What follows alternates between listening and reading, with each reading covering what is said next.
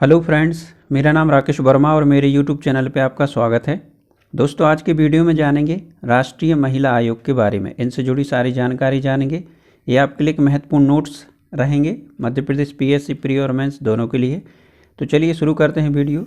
सबसे पहले हम राष्ट्रीय महिला आयोग के बारे में संक्षिप्त में जानेंगे, उसके बाद हम उसका डिटेल समझेंगे। इसका जो गठन हुआ महिला आयोग का 31 जनवरी 1992 को हुआ। अधिनियम संरचना तो राष्ट्रीय महिला आयोग अधिनियम 1990 रहा। अध्यक्ष ऐसा व्यक्ति जिसने अपना जीवन महिलाओं के हितों के लिए समर्पित किया है। 5 सदस्य कानून, प्रबंधन, प्रशासन, स्वास्थ्य, शिक्षा, समाज कल्याण से संबंधित। केंद्र सरकार द्वारा मनोनीत। कम से कम एक सदस्य SC ST से होना चाहिए। सदस्य सचिव केंद्र सरकार द्वारा। कार्यकाल 3 साल का या 65 वर्ष की आयु, जो भी पहले हो। पदमुक्त केंद्र सरकार को त्यागपत्र देकर। निष्कासन केंद्र सरकार द्वारा होता है। आधार रहता है दिवालिया होने पर, विकृचित होना, नैतिक अद्यमता के अपराध में दोषी होने पर, केंद्र सरकार द्वारा प्रदत्त कार्य करने से इनकार, कार्य करने में असमर्थता, लगातार 3 अधिवेशन में अनुपस्थित। वेतन भत्ते केंद्र सरकार द्वारा रहते हैं। रिपोर्ट केंद्र स्तर पर केंद्र सरकार को, राज्य स्तर पर राज्य सरकार को देनी होती है।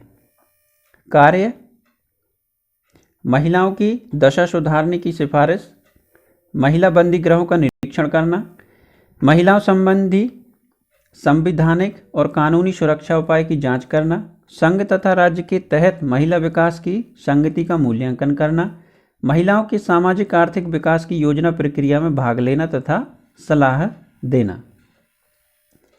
चलिए अब जानते हैं NCW राष्ट्रीय महिला आयोग के बारे में। तो वैश्विक परिस्थिति को बेहतर दिशा एवं दशा देने हेतु संसद ने 1990 में राष्ट्रीय महिला आयोग अधिनियम पारित किया गया, जिसे 1992 में महिलाओं के लिए राष्ट्रीय आयोग की स्थापना की गई। राष्ट्रीय महिला आयोग अधिनियम 1990 के अंतर्गत 31 जनवरी 1992 में राष्ट्रीय महिला आयोग की स्थापना की गई।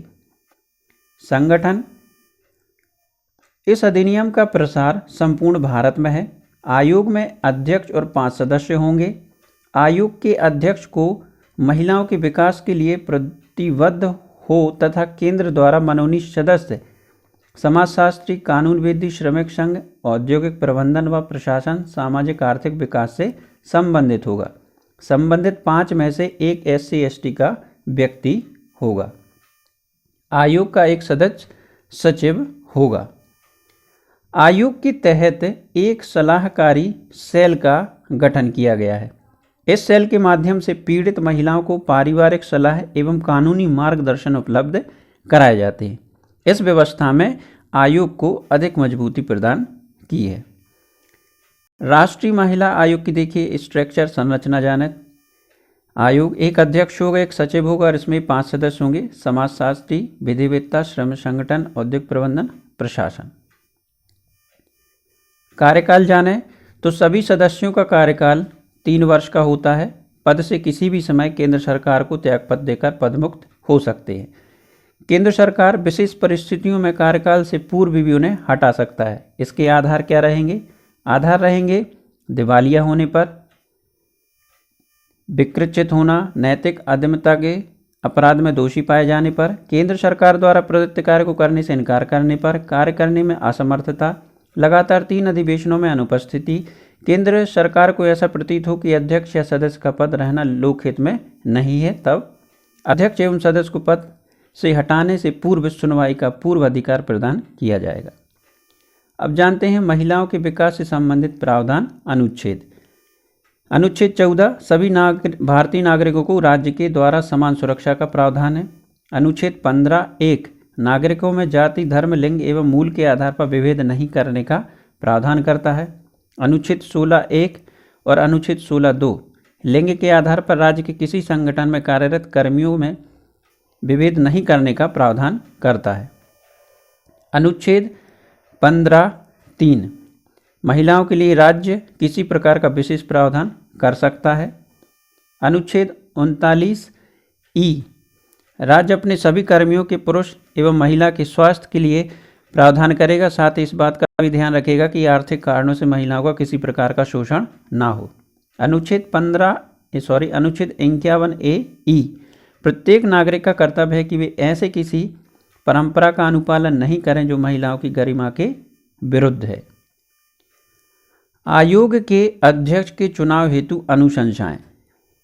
अध्यक्ष पद को गैर राजनीतिक बनाने के लिए उच्चतम न्यायालय के कोई सेवानिवृत्त न्यायाधीश अथवा उच्च न्यायालय की सेवानिवृत्त मुख्य न्यायाधीश को ही आयोग का अध्यक्ष बनाया जाए। राष्ट्रीय महिला आयोग के अध्यक्ष का चुनाव प्रधानमंत्री की अध्यक्षता वाली समिति करे। आयोग को सिविल कोर्ट के समान शक्तियां मिलें। आयोग को यह शक्ति भी दी जाए कि वह आरोपी को आयोग के सम्मुख उपस्थित होने का आदेश दे सके और यदि आरोपी उपस्थित नहीं होता है तो उस पर 5,000 का जुर्माना हो। उपरोक्त संशोधन के लिए राष्ट्रीय महिला आयोग अधिनियम में संशोधन की आवश्यकता होगी। वर्तमान में राष्ट्रीय महिला आयोग के अध्यक्ष पद के लिए चयन का प्रस्ताव केंद्र सरकार द्वारा किया जाता है और केंद्रीय महिला और बाल विकास मंत्री द्वारा इसे नियुक्त किया जाता है। महिला आयोग के अंतर्गत विभिन्न शाखाएं जानते हैं। तो महिलाओं से संबंधित विभिन्न समस्याओं को सुनने हेतु शाखाएं स्थापित की गई हैं। आयोग इन्हीं शाखाओं के माध्यम से सक्रिय रहता है तथा अपनी भूमिका का निर्वहन करता है। तो चलिए शाखाएं जानते हैं। पहली है वैधानिक शाखा। तो यह शाखा महिलाओं को वैधानिक सहायता प्रदान करती है और दंड के संबंध में परामर्श देती है। महिला आयोग के सुझाव पर ही भारत में घरेलू हिंसा निवारण अधिनियम 2005 का निर्माण किया गया। दूसरी शाखा है लोक संबद्ध शाखा। यह शाखा महिला आयोग द्वारा महिलाओं से संबंधित अनुसंधान को प्रोत्साहन देती है। तीसरी शाखा है उत्तर भारत शाखा। तो आयोग से संपूर्ण देश में उत्तर भारतीय राज्यों की महिलाओं को होने वाली समस्याओं को निदान के लिए उत्तर भारत शाखा स्थापना की गई। उत्तर भारत की राज्यों से प्राप्त शिकायतों के संबंध में कार्य करता है। उत्तर भारत की महिलाओं से संबंधित मामलों में स्वतः संज्ञान के आधार पर कार्यवाही करती है।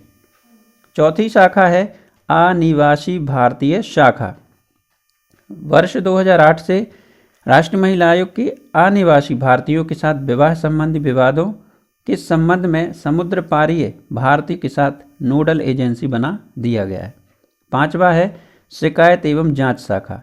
महिलाओं के विरुद्ध घरेलू हिंसा, उत्पीड़न, दहेज प्रताड़ना, उनको अकेला छोड़ देना, बलात्कार, उनकी प्रथम सूचना रिपोर्ट दर्ज न करना, अमानवीय व्यवहार, कार्यस्थल पर यौन उत्पीड़न जैसी मामलों की शिकायतें आयोग में की जा सकती हैं। अब जानते हैं राष्ट्रीय महिला आयोग की शक्तियां। तो यह आयोग सिविल न्यायालय की समस्त शक्तियां धारण करता है। आयोग को शक्तिशाली बनाने के सुझाव। आयोग ने अनुशंसा की है कि महिला आयोग के अध्यक्ष को संघ सरकार के कैबिनेट मंत्री का दर्जा दिया जाना चाहिए। आयोग के द्वारा अपने सदस्यों की नियुक्ति स्वयं करनी चाहिए। आयोग की संघ सरकार और राज्य सरकारों द्वारा अपना अलग बजट दिया जाना चाहिए। राष्ट्रीय महिला आयोग की सीमाएं। महिला आयोग की भूमिका केवल सलाहकारी, इसलिए इनकी अनुशंसाएं संघ राज्य सरकारों के लिए बाध्यकारी नहीं है। आयोग के द्वारा अपने सदस्यों का चयन स्वयं नहीं किया जाता, बल्कि इनकी नियुक्ति संघ सरकार के द्वारा की जाती है और भारत वर्तमान राजनीतिक परिस्थितियों में सदस्यों का भी राजनीतिक तौर पर विभाजन पाया जाता है। आयोग को संपूर्ण वित्तीय सहायता संघ सरकार के द्वारा प्रदान की जाती है, इसलिए वित्तीय रूप से भी आयोग सरकार पर निर्भर होता है। राष्ट्रीय महिला आयोग के कार्य। पहला, महिला के अधिकारों के उल्लंघन के मामलों की स्वप्रेरणा से पीड़ित पक्ष अथवा तीसरे पक्ष की शिकायत पर जांच करना, महिलाओं से संबंधित संवैधानिक प्रावधानों, प्रचलित कानूनों, अंतर्राष्ट्रीय संधि समझौते से संबंधित प्रावधानों का अध्ययन, अग्र संधियां सुधार के सुझाव देना, महिलाओं के क्षेत्र में शोध, अनुसंधान, जागरूकता के साथ प्रचार प्रसार, महिलाओं के अधिकारों के उल्लंघन के आरोप से संबंधित किसी न्यायिक कार्यवाही में हस्तक्षेप, राज्य सरकार की पूर्व अनुमति लेकर किसी कारावास एवं बंदी गृह का निरीक्षण एवं सुझाव देना, पीड़ित महिला उसके परिवार के सदस्यों के लिए ऐसे तात्कालिक अंतरिम राहत देने हेतु संबंध सरकार या प्राधिकार को अनुशंसा करना, प्रशासनों, मीडिया, संगोष्ठियों, सेमिनार, विचार और अन्य उपलब्ध माध्यम से समाज में महिलाओं में जागरूकता लाना, महिलाओं के अधिकारों का हनन होने पर जांच करना, संबंधित अधिकारी से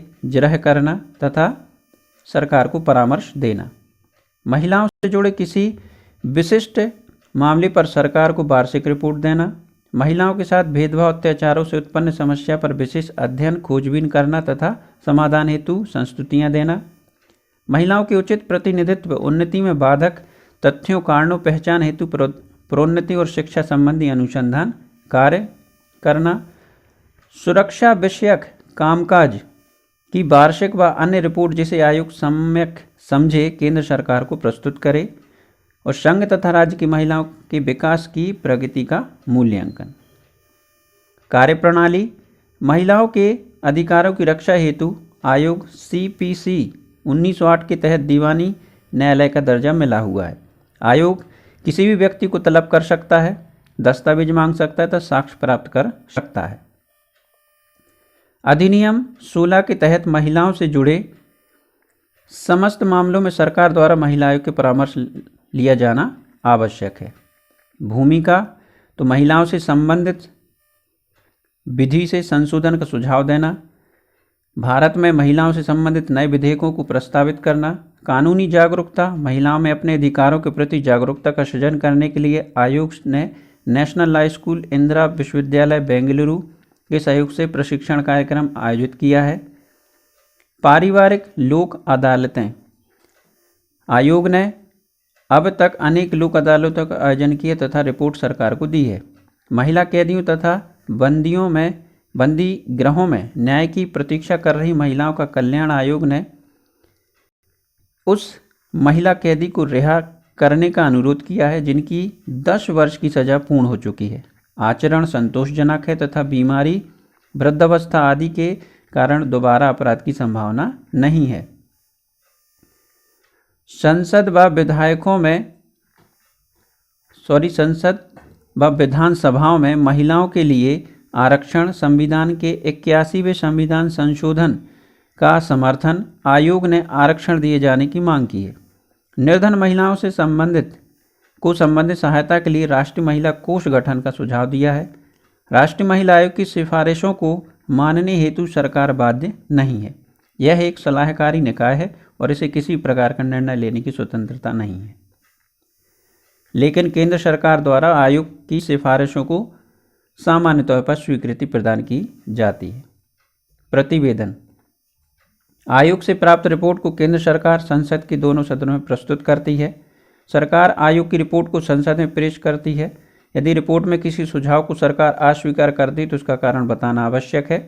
और आयोग के कार्यों में सहयोग देने के लिए अनेक विषयों पर विशेषज्ञ समितियों का गठन किया गया है, जैसे सामाजिक सुरक्षा, पंचायती राज, महिला विकास एवं जागरूकता को सशक्त बनाने के लिए अनेक कार्य योजनाओं को व्यवहारिक रूप से प्रदान करता है। उनमें मीरा दीदी से पूछो, BPO के लिए सुझाव, चलो गांव की ओर, ये दोस्तों ये चलो लिखा है, गलत टाइप हो गया, चलो गांव की ओर, सूचना अधिकार अधिनियम समिति, पारिवारिक महिला लोक अदालत, सेमिनार, वर्कशॉप, कॉन्फ्रेंस, विशेष अध्ययन इत्यादि ऐसे महत्वपूर्ण कार्य योजनाएं हैं जो राष्ट्रीय महिला आयोग को मजबूती प्रदान करती हैं। आयोग की उपलब्धियां, पारिवारिक लोक अदालतों में महिलाओं से संबंधित मुद्दों को उठाना, अधिनियमों की समीक्षा कर उनके प्रभावी क्रियान्वयन को सुनिश्चित किया है, जैसे दहेज प्रतिषेध act 1961, PNDT act 1994, pre natal diagnostic technique act PNDT का फुल फॉर्म, IPC 1860, राष्ट्रीय महिला आयोग अधिनियम 1990। चलिए अब जानते हैं राष्ट्रीय महिला आयोग के अध्यक्षों के बारे में। तो पहले अध्यक्ष थे जयंती पटनायक, पहले अध्यक्ष 1992 से 1995। दूसरे डॉक्टर B मोहिनी गिरी 1995 से 1998। विभाग पार्थसारथी 1998 से 2002। ये आपको 3 शुरू के याद रखने, पूछे जा सकते हैं। डॉक्टर पूर्णिमा आडवाणी, 5वें डॉक्टर गिरिजा व्यास, 6वें डॉक्टर गिरिजा व्यास, 7वें ममता शर्मा, 8वें ललिता कुमार मंगलम और वर्तमान में रेखा शर्मा है 2018 से वर्तमान तक। तो दोस्तों आज के वीडियो में बस इतना ही। आशा करता हूँ आपको मेरा वीडियो पसंद आया होगा। वीडियो पसंद आया तो लाइक करें, अपने दोस्तों के साथ शेयर भी करें और मेरे चैनल को सब्सक्राइब करना ना भूलें। Thank you.